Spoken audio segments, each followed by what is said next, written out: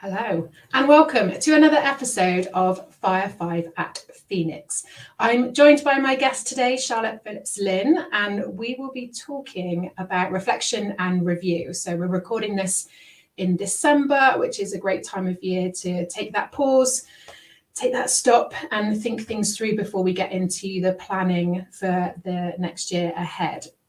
The main difference with this podcast is that I haven't seen the questions. So Charlotte has 5 questions on that topic. I've not seen them. So any answers that you hear over the next 45 minutes or so, they're definitely not planned. They've not been thought through. So you're just going to get what happens and the flow of the conversation, but hopefully lots for you to take away from the conversation that happens in the next 45 minutes. So before we get into the questions, Charlotte, do you want to introduce yourself? Yeah, so I'm Charlotte, as Zoe just mentioned. I work for a tech company in Bath as an operations analyst, but also I've recently become their D&I Partner, so diversity and inclusion partner.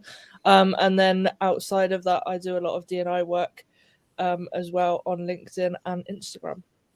Awesome. And so important. And it's great from my perspective to see it being talked about a lot more, because it's one of those things that it's about understanding, isn't it? I think that's the key for me, is that the more we know, the more we can understand, and the more we can understand, the more we can do better, I think is that's how I see it anyway. I think it's just a case of doing better, and we can all do better, but the more we understand, I think that definitely helps. So 5 questions on reflection and review. Yep. Should we just get straight into it? Yeah, might as well. I am ready when you are. Okay, so my first question is, how often do you review and reflect, and what does that look like? Personally or professionally? Both. Why not? Why not both? Personally, I take a pause once a year. So on it's actually the anniversary of a death of a friend of mine. I use that date to take myself off on a little walk and just check in with, am I living the life that I want to live? Am I showing up the way I want to show up? Am I doing the things that I want to do? They sound really selfish questions, don't they, when you say it like that? But it's really important for me because her life was taken away from her at a really young age. Mm-hmm. And at her funeral, I kind of made a promise to her, but also to myself, that it's that gift of life, isn't it? That I have this extra time that she doesn't have.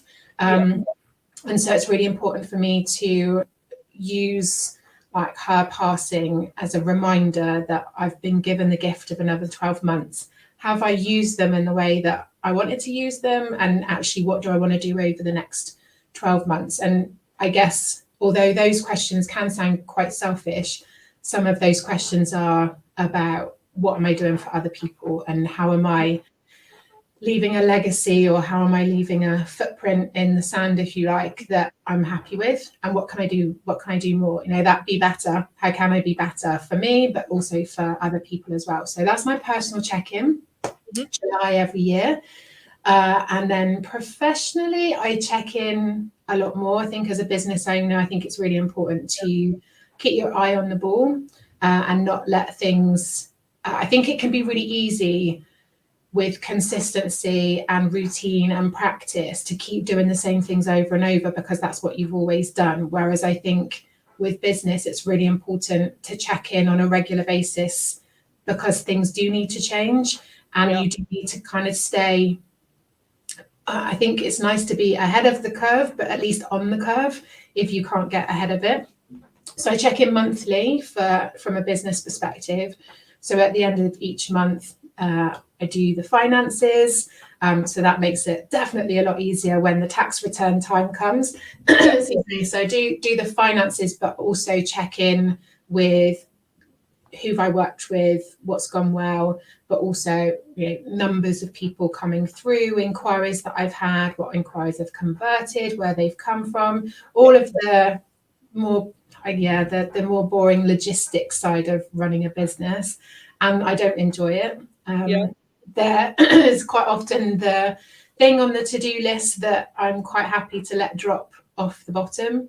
But I do recognise that it's important. So it's a bit more number crunching, but also the quality of the qualitative data, if you like, of counting what the business is doing. And then at the end of the year, do a slightly more qualitative kind of exercise of looking back. Who have I worked with? What have I enjoyed most? What do I want to do more of? And then that information then goes into the year ahead. So for someone who's not naturally a reflective person, I'm definitely much more of a doer than a reflector. Okay. I have found ways to be able to do that on a regular basis, but I will be the first to admit that if I could do something else instead, absolutely I can find something else to do instead. Fair enough. You should call it like, how does it work? Procrastination and review. Yeah, I'm definitely a procrastination reviewer. Absolutely. How does it work for you? So I guess I don't necessarily do that so much at the moment. It's more of like a blasé kind of thing rather than actually like dedicating time to do it, which is something I'm going to work on next year. Excellent. Well, I can definitely share my learning. It's a hard. I find it quite difficult because although I understand the purpose behind it, I find, and I was talking about this with the guest last time, is that I find as soon as I start to look at what's gone well, or even with what hasn't gone well, my mind is already jumping ahead to, well, what can I do instead? And I find myself almost getting diverted away into that and fixing or doing something different rather than really looking at the whole picture. So I do have to force myself. You see me in here, it's like Kevin the teenager sometimes, like, I don't want to do it. Yeah, no, I get that. I can understand that and see that, to be honest. So easy to do. Yeah. Very. Cool. Do you want my second question? Yeah. So, my second question is, the Gibbs reflective cycle is a common flow diagram of reflection, but are there other techniques that you might use or suggest for someone who might not know how to reflect? I've certainly used the learning cycle with people, which I think is similar but not quite the same. I mean, with a lot of these models, because they are born, if you like, out of scientific research, and the scientific research is on humans, actually the psychology side of it is very similar.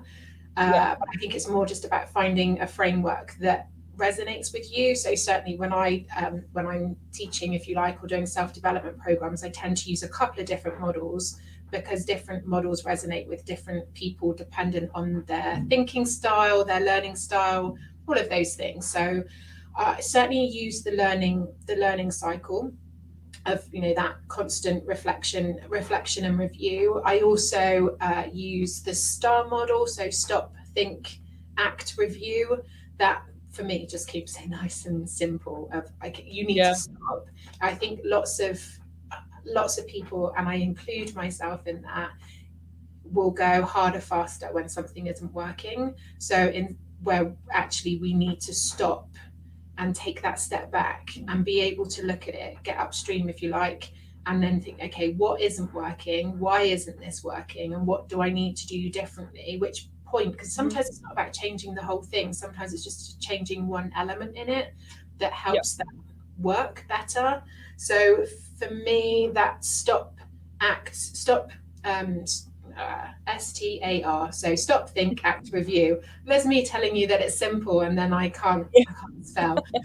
So stop, think, act, review for me is just the simplest way of doing it. And the review is really important. So making sure that when you decide to do something different, putting something in the diary to say, right, and it might just be a daily check-in, or it might be weekly, or it might be longer than that. But I think making sure that you put that time aside to check in is also really important. Did you pick that because that's one that you use? Yeah, so when I was looking on I guess like how to do reflection and stuff like that, because it's kind of like where do you start? Like it's a bit of a minefield with anything. Like how do you do Yeah. it? What do you do? And everyone has like their own way of doing it, of course. So it's one of the models I looked at, and I was like, okay, this makes sense. But I think actually that STAR method you just mentioned is a whole lot simpler. Like like you say, and actually being able to stop and think about everything. That's probably like the hardest part, and then what you're going to then do off the back of that. And like you were saying in the answer to the previous question, like not to solutionize as you kind of Yeah. like are almost thinking about it, almost just let it flow and have that full holistic review of it before you then start changing or and even how you go about changing it. Yeah, I mean, I think for me it is that simplicity, but it's also that making sure that I do it on a regular basis, because it is, when something isn't working, we tend to just do more of, don't we? We do more of the same, like that harder, faster approach, whereas actually taking that step back and looking at it. And I quite often use my accountability partner or a peer coach to bounce things Mhm. around with, to say, look, this isn't working. How do you approach it? What do you do? What's different? Because Yeah, actually listening to other people who've got different approaches sometimes helps me to find a different way of working it through, rather than going with what I've always done, because just because yeah, that's the way I've always done it doesn't mean that that is necessarily the best way to do it. So having conversations with people who do have different approaches is really helpful. So yeah. really important. Cool. It's good to know. Yeah, you have to try it. Let me know how you get on. But I think also it's a good reminder for me to check that there are different models out there, and that Yeah, actually there might be others that can also help. So yeah, it's a good reminder for me too. yeah. Nice. Do you want my next one? Yeah, first two have been good so far, so no pressure. No, no. Um, so Christmas and New Year time, where we currently are at the moment, is stereotypically like a time for reflection and review. Do you find that this is where people make like big life choices or rash choices because it's kind of a new year, new me thing, or is it more educated because it is kind of a start of a year and it is a good point to start new things? Or I know gym memberships kind of go through the roof and stuff like that. Do you see similar things in your world happen like that? The word that jumps to mind as you ask the question is pressure. I think people feel a pressure to make decisions, and it's a conversation that happens a lot, doesn't it, this time of year? Of okay, what are Yeah, your plans for next year? What are you doing next year? What's next year looking like for you? So I think people perhaps feel a bit more pressure to do something. I mean, it's interesting because as a coach, I get people that sign up to work with me all year round because there's something that's come up for them that they want to work on, they want yeah, to. So I think sometimes life makes the decision yeah, for us. But I think the benefit of Christmas and New Year in terms of reflection is that most people slow down yeah, for that Christmas period. So even if you work a couple of days in between, you've almost got that forced stop, which, yeah, to be fair, we all experienced in COVID, didn't we? With the lockdowns, we had that almost a hard forced stop, yeah, whereas Christmas, New Year is a slower, more of a pause than a stop. yeah, And there's a lot of people who still work over the Christmas and New Year period. But I think because everybody else slows down, even when you're working, you find there's a shift in yeah, that sort of pace of that 2 weeks.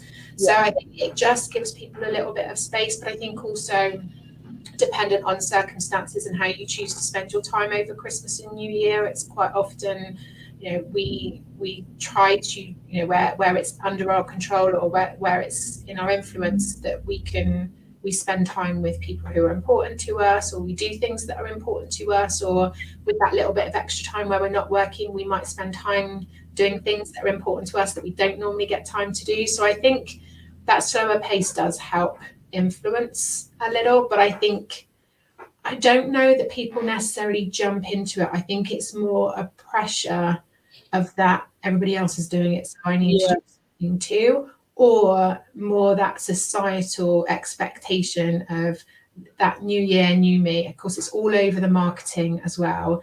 yeah, and I include myself in that. I would be lying if I didn't say that I've put posts out that have said, are you thinking about making changes in the new year? Yeah.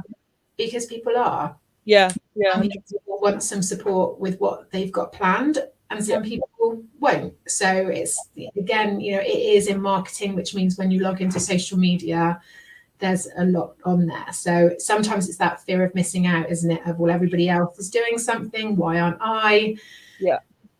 So I think it's more pressure. But I think that, a question I always ask to people are these your goals? Is this what you want to do? Why do you want to do it? What's the compelling purpose for you? Because when things get difficult, you have to want to be able to do this. You have to want to put the time and the effort in and the energy in, and you've got to invest your time, effort, and energy into doing this. So it's got to be important to you. It can't be somebody else's goal. It can't be, a next step goal of, well, just because you've done this, now you have to do this. Yeah. Like marriage, then babies, or job success, then promotion. You don't, there's always that expectation of, well, now you've done this, you must surely be thinking about doing this. Well, actually, that's not the case for everybody. And then there's the deja vu goals of, well, I set this goal every year, so this is my New Year's resolution, because it's been my New Year's resolution for the past 10 years. 10 years. That, okay, and I'm still setting it, still working on it. So I think there's lots of different goals out there, isn't there? I think it's just that awareness, isn't it, that it's your year. It's you get to choose where you put your effort and energy. So if you're setting goals, set the goals that you want to do. How do you want the year to look like? And a lot of goals are a journey, aren't they? They're not just show up and it's the job done. It takes time, and it's consistency. It's got to be sustainable. All of those things. But is that how you want to spend your year? Because if the thought of going out and running 3 times a week is not for you, then set a different goal. There's freedom of choice for a lot of us with a lot of things. And I think whilst there might be a pressure to do something, you can still choose what you choose to do. Yeah.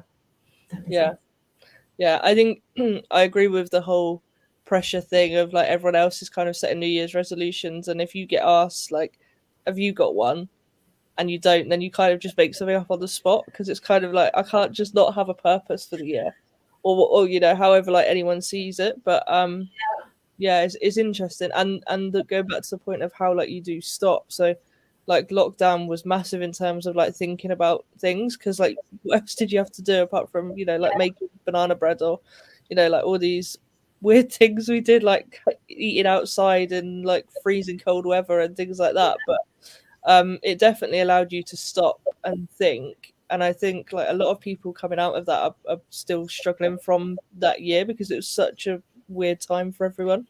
Yeah, and I think the other thing that I certainly noticed with lockdowns and COVID restrictions was that we worked out very quickly what was important to us and what wasn't. So there's certain things that we weren't allowed to do, or we were restricted in being able to do. There were some people that was almost devastating for them, and there were other people that were like, nah, that's okay. Oh, we'll pick it up or we'll do that in a couple of months' time.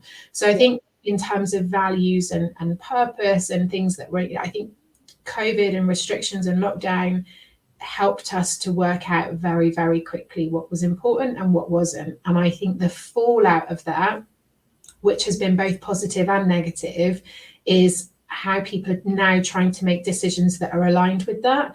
And for some, there's been some quite significant decisions. And for others, it's more been around the changes to embed what it is they want and how they want life to be, knowing what they know now. So I think, I like to see the positive out of things that happen. And I think that has been one positive of what has gone on in the last couple of years, but it's not a positive yet for everybody, because I think a lot of people are still trying to work out, they now know what's important, but they now are trying to work out, what does life look like if I prioritize the things that I know are important? How do I align my life decisions and my day-to-day decisions with the things that are important? And I think that's a significant challenge for a lot of people. So yeah, to be fair, what you've just said there like really resonates, because I'm like, how do I go about prioritizing myself, because I'm a massive people pleaser.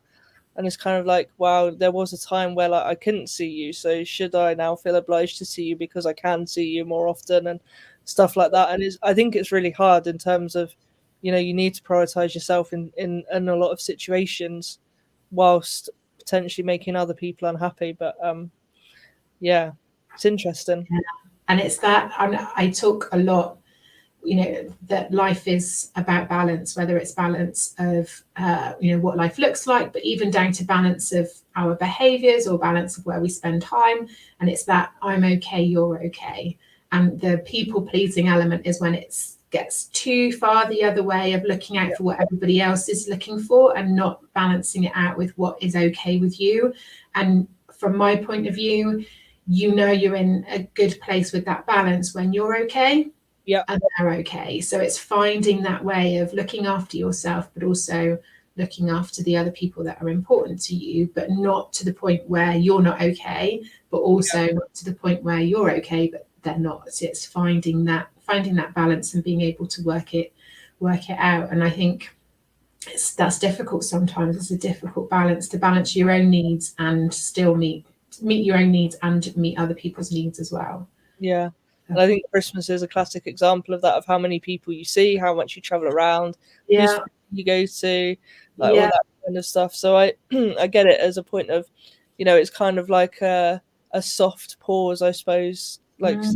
in that time for people to, you know, see who they want to see. And what a past like job used to come in after Christmas, and people would call up and be changing everything on their policies because they'd like sat and reviewed during that time, like what they wanted. And, you know, a lot changes as well. Like if you look back at the whole year, you know, you kind of think like, oh yeah, it's kind of like the same stuff that happens each day. But actually, when you really look back at it, like a lot changes.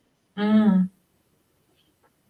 Yeah, and that's the thing, isn't it? Is that when you're caught up in it, when you're living it, it doesn't, you don't see and feel the effects quite as much. When you take that pause and you look back and you're able to look at the big picture, you know. And we did a workshop yesterday looking at, you know, reflecting on the year, and that was one of the questions. And the group were talking about how actually it's very easy to overlook some of the good things that have happened because some of the more challenging things have almost consumed that headspace or consumed that energy. So we always forget some of the other things or some of the other impact or how we might have grown or evolved in different ways. So the big picture is really important. You know, I think there's a time and place for that tunnel vision and having a, you know, a very clear line of sight of what it is that you're working on, and that having that direction and having that clarity. But I think looking back, it's better to have as much in that picture as possible. So it's Yeah. definitely a mix for both. Yeah. And a lot of people do focus on the negative aspects rather than the positive ones. Yeah. But most of all, there's more positive than negatives for most people.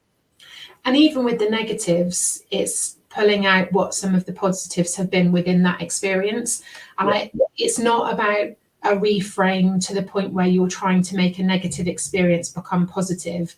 It's about finding the positives within that negative experience. And sometimes that is the learning. You know, sometimes that's okay, well, that was a really tough couple of months, but I've learned this about myself and I've built some resilience, or I've met some amazing people. You know, sometimes the big picture is negative, but there are some pieces within that picture that are real positives. And I think that's, for me, part of the reflection of, even in the more challenging elements, that of being able to spend some time drawing out what the positives are.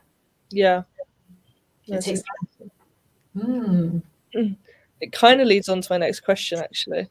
Ah. I juggled them around and I kind of did. So my next question is, a lot of the terminology when it comes to reviewing and reflecting is to sit with it. So how would you sit with it, and what advice would you give to people on how to do it? Yeah, I'm not sure I'm the best person to do that, because I have I have trouble sitting still, let alone sitting with it. I don't know that I necessarily agree that sitting with it is always the best approach. Okay, cool. I have difficulty sometimes. I mean, it's a blanket approach for any of these things is never what they're intended for. I think there are times to sit with it. I think we don't like to be uncomfortable, so we do quite often look to try and find a way out of that discomfort as quickly as possible. Whereas actually sitting with it is part of the learning, and we have to feel the negatives or the uncomfortable feelings as much as we want to feel the positives. And life is about that. Nobody goes through life without having parts or moments that are uncomfortable. And I think part of building your resilience is being able to sit with those emotions and sit in those uncomfortable moments as well. But I don't know that that's always helpful. So certainly, I think there are times where actually the response is more helpful to take action and then reflect. And sometimes the response is to reflect, sit with it, and then take action. But I think it's definitely not a blanket approach. And I do see in particular with people who really struggle with overthinking, overwhelm, anxiety, sitting with it is not always helpful. So I think you need to build resilience to be able to sit with it. And I think it's a good practice to be able to do that, but it's recognizing when it's helpful and when it's not going to be helpful, and making that a conscious decision. I definitely speak to some people who sit with it for long periods of time and don't take action. And I also have worked with people who will avoid sitting with it and also avoid taking action, and it's almost that denial avoidance. But it's different for different people. But I think that building that resilience is being able to work with being uncomfortable and recognizing that being uncomfortable isn't always a negative. Sometimes it's uncomfortable because something is important to us.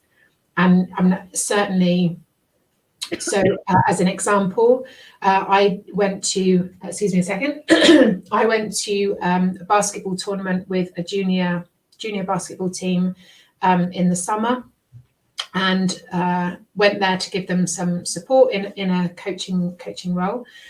And they lost a game, and quite understandably, they were upset.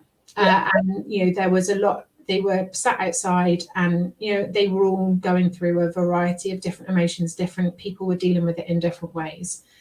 And there was a conversation I had a conversation with a couple of the parents, and there was some real, understandably, because as a parent, you don't want your child being upset. You don't want your child to be feeling uncomfortable. But we had a conversation about actually this is a really important time for them, because they need to sit with this for a little bit, because they need to reflect on what's just happened, because that's where they're going to take the learning. That's where they're going to understand what's important, and that's going to help them for their next game. So there is an occasion where this is important, because they need to take the learning to be able to put it into practice. And so I think there are definitely benefits to do that. And different parents had different opinions, which is that's how it works.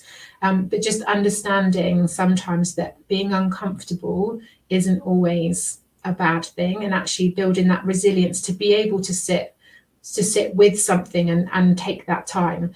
So I quite often recommend the book Sumo by Paul McGee. He calls it hippo time, that you have to sit and wallow. Sometimes you have to sit in that space and think things through, because ultimately if we're upset about something, or we haven't done something that's gone the way that we wanted it to do, there's a learning to be had there. And if we try and skip past that, we don't take the learning, we don't take that time to reflect on what is important. Why am I upset about this? So what is that telling me? So it is important to do that, but we don't have to do that for everything. Sometimes it's a very quick process. It's almost like a dunk in and get back out again. Yeah. And sometimes it's a slightly longer place, but it's definitely not a place to sit in for a long period of time. Yeah. And I think it's finding that balance of when is it helpful and also how long is helpful. Because if you do really struggle with overthinking, the overwhelm and the anxiety, that's not going to help. So you still need to do it, but you might need to do it in a different way that helps you to move forward, so that you don't get stuck in there to the point where you've got all wrinkly fingers because you've been sat wallowing for such a long period of time. It's not helpful. So it is, again, it's a question of balance. Yeah.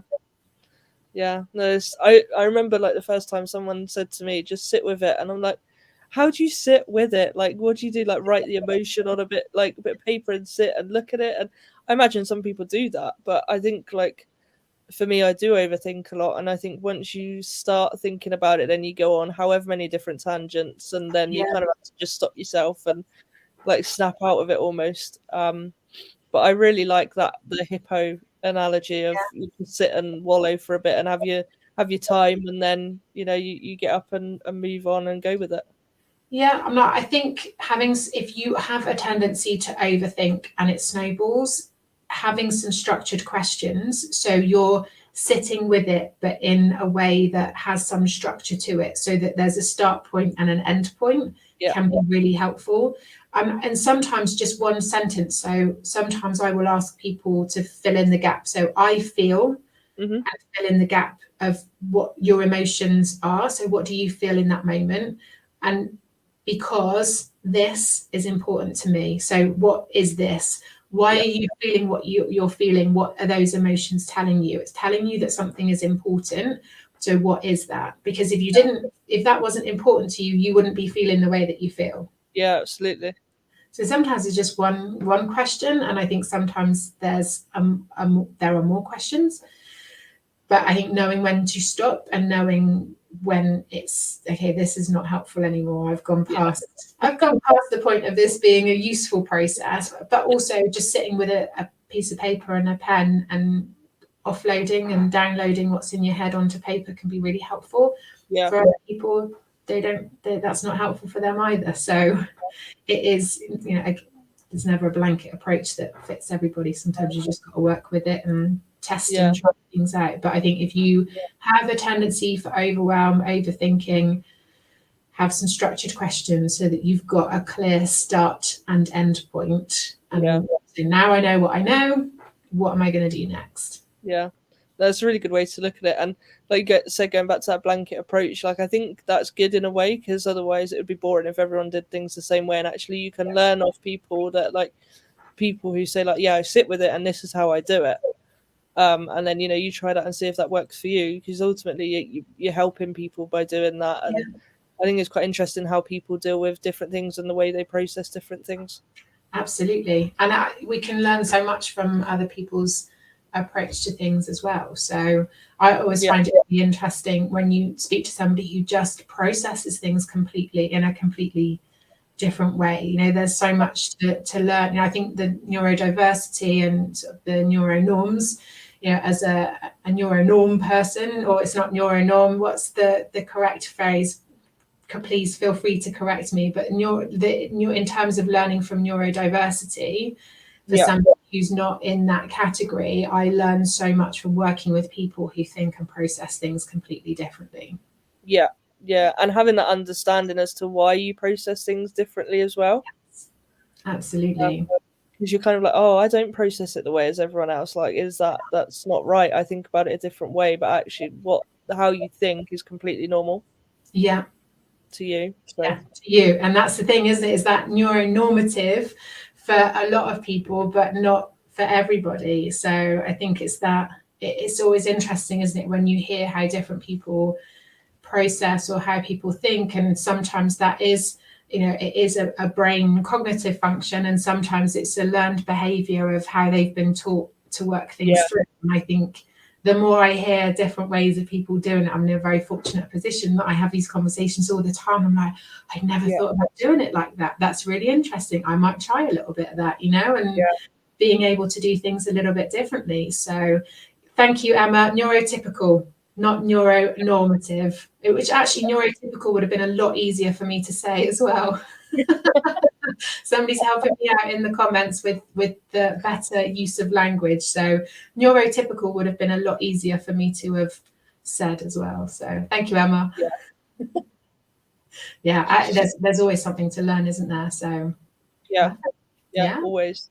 Great. Okay, cool. You ready for my last question? Yeah, that's come around really quickly. Yeah, it has.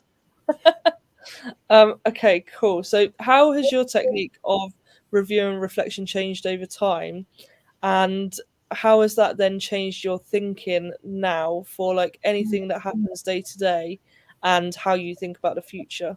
So sorry, there's probably like 4 questions within that one. So it's definitely changed. It's definitely changed as I found better ways for me of working it through. What I have got better at, so we're end of the year, so there's not a huge amount of Post-its on my wall at the moment. When we get into the next couple of, planning the next quarter, there'll be a lot more Post-its up there. What I am getting better at doing when I'm reflecting and I'm like, oh, I could do that instead, I write it on a Post-it and I park it up here on the wall so that when I've then got time, I can sit and look at what that might look like and do it properly. So at the moment, there's about 5 or 6 Post-its where I've had a conversation with somebody and something's come up and I'm like, oh, I could do that. So I just write it on a Post-it note now so that I'm not disappearing down a rabbit warren in my own head of different thoughts of what I could do differently. So I've definitely got better at that, although I do need to remind myself sometimes because I can almost feel. Somebody said to me once, like a Jack Russell in a field full of rabbits. Of just it's so easy to pull my attention in a different direction, which is a great tool for me in my old work where you needed to be able to deal with different things all at the same time.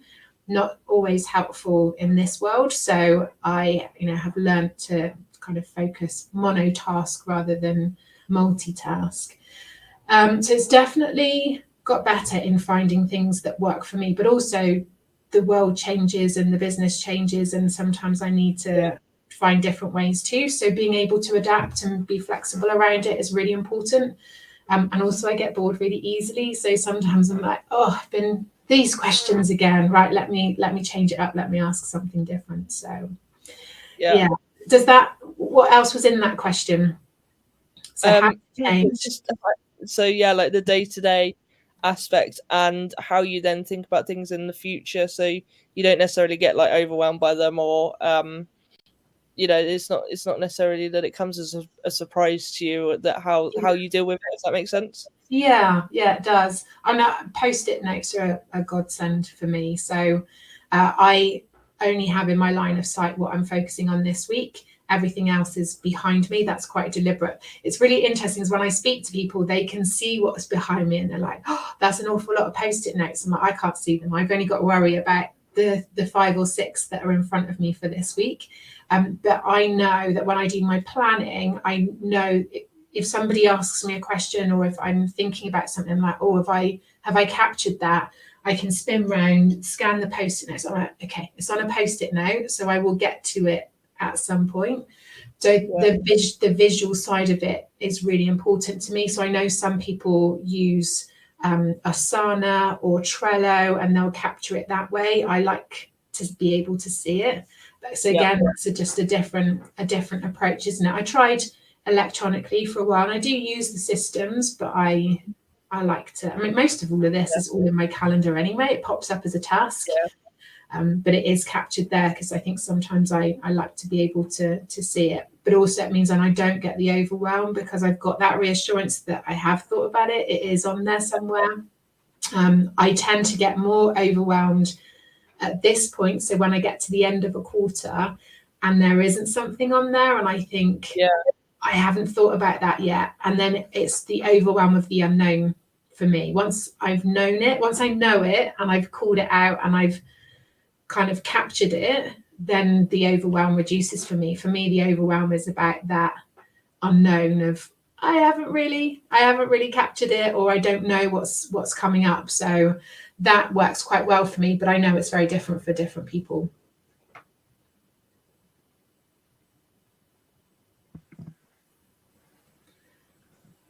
You froze there for a moment, but you're back. I wasn't sure for a moment whether that was a dramatic pause, and then I realised that you didn't blink either. Yeah, I think like the weather just keeps throwing up surprises today. We're like midway through work, and it's like, oh no, or this, and I'm like, oh no, the connection's going. There's your connection, and somebody's chopping a tree down right outside the window, but it seems that they're taking quite lengthy breaks, which I'm very grateful for. Yeah, that's good. That's good. Otherwise, like you just have a headache all day. Yeah, it's not been too bad, thankfully. They did start quite early this morning though, but it's not been too bad. So did I answer all the elements of the last question? Yeah, I think so. I think the post-it note thing is great. I really enjoy having post-it notes, like lists for lists almost, in terms of stuff like that. And I think it's funny sometimes in a work environment how you kind of say like, yeah, it's on my list, or I've got ownership of that. And people are kind of like, are you sure, or stuff like that. Everyone kind of has their own way of doing it. No, it's really interesting the ways that you do it, and that visualization part, I think probably resonates with a lot of people. Yeah, and I think that the thing for me, and certainly what I pick up on when working with different people, is that sometimes a to-do list can feel very overwhelming because it's a very long list with no clear indication of what you're going to get done and when. So whilst and I know I don't think, because of the way this is set up, I don't think that you can see quite as well, but all of my post-it notes are in week blocks, so they're months and weeks. So I know that actually when I look at it, I can, if I've got something that comes in that doesn't have a particular deadline, I'll look for a week that doesn't look too busy with post-it notes, and I can kind of divide the week up. But I also use time boxing as well. So when I've got big tasks that need more than an hour of my attention, I'll block the time out in my calendar so that I know I've got the time committed to it. And I would say that that's certainly, again, not blanket tool, but that's a tool that works well for a lot of people, regardless of their approach, of just the logistics of booking in that time. Because certainly from a work perspective, people's calendars are like, some people it's like 80% are meetings. It's okay, when are you expected to do the work? But if they can plan ahead and block time out, so most of us have reoccurring tasks. So we have certain tasks that we have to do each month. So if we can block those out in our calendar so that we're ahead of the deadline, then the meetings go in around it. So we've prioritized our priorities rather than prioritizing other people's priorities. So I think that's certainly a very common, useful tool. Yeah. Not for everybody, but it does work for a lot of people. So again, it's just finding ways, isn't it? But I think ask the question, if you're with somebody who seems really organized and really on top of things, ask how they do it, because you might have, it's the difference that makes the difference, isn't it? There might be something there that they do that really works for them. I mean, I've got a couple of clients that both diagnosed and undiagnosed but suspected ADD, ADHD, and how they approach things and some of the things that they put in place to help them stay on track and with time management. Really useful tools. Really useful tools that all of us, can try and potentially benefit from. So it's worth asking if you're working with people that look to really be on top of things and meet the deadlines and seem really organized, and ask what it is that they do.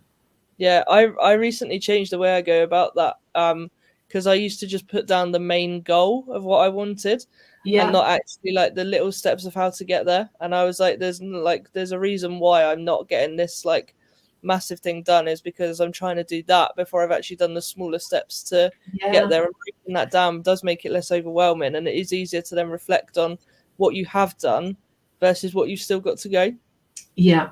I think also when you break it down into smaller chunks, they're much easier to still show up for, even on your busiest day. So I think a lot of people plan their days based on the ideal, whereas actually if we plan for, okay, on the worst possible busiest day, what can I still show up and do?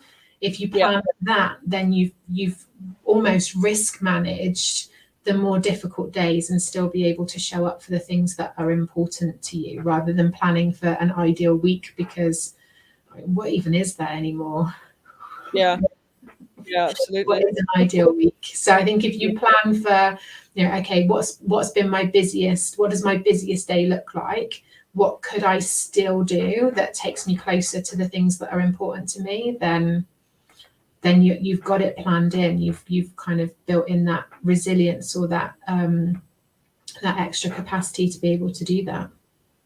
Yeah. Brilliant. Another 5 great questions. Yeah, that's it. I'm out of questions now. So I'm done. That's my questions. No, really, really helpful. And Emma in the comments has said thank you for the conversation as well, and thank you to Emma for helping me out with the word that I was looking for that wasn't just quite on the tip of my tongue. So that's really helpful. And hopefully there are others that are watching and listening back that it's helped too. As always, if there are any questions at all, feel free to pop them in the comments. I'll keep my eye on it and answer. And we will link Charlotte in, so you can find Charlotte to find out a little bit more about their work. And also, if you need to ask me any questions, you're more than welcome to contact me through private messaging if you prefer. But thank you very much. Another great conversation, and the last one for 2022 too. But we'll be back in the new year. New topic. We'll be talking about goals in the next episode, and we'll be recording that in January. So short break, but back very soon with another guest, 5 more questions, and a brand new topic. But thank you very much for your time today, Charlotte. Enjoy the rest of your day. Yeah, thank you. I really enjoyed it. It's been good questions and great conversation. So thank you very much. Thanks, Zoe.